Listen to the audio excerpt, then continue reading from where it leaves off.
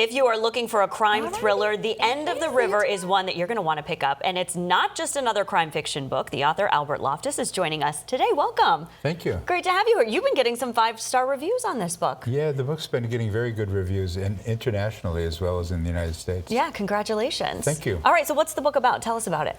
Well, it's about a 18-year-old who, a wannabe writer. He feels the fire in his belly to write, but he doesn't have any stories.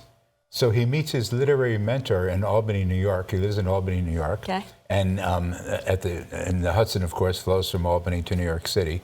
And his literary mentor is an editor for the state of New York. And his mentor says, well, if you want to learn some stories, you need to go 142 miles south of the river to New York City, and there you'll find your stories.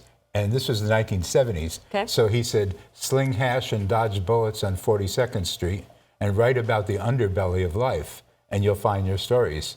Of course, 42nd Street now is an easy place to walk. In those days, you couldn't walk across the street. Okay. So he moved to New York and he found his stories. And his first story, he's sleeping on the floor of a friend's a jazz singer's apartment in Greenwich Village. And at one point later in the story, he's flying first class to Paris and staying at the Ritz. So he's finding some stories. And there's a lot of stories in between. Where does this come from? Where did the idea of this come from?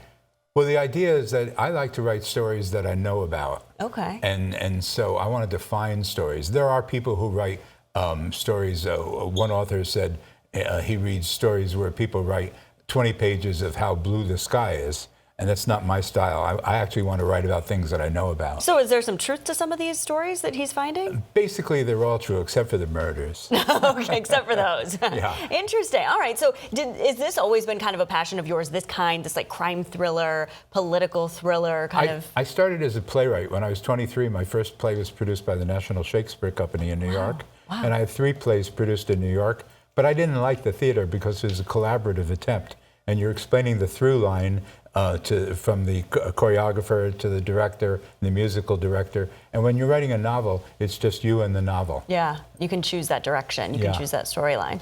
Well, wonderful. Well, if we want to get this book, how can we get it?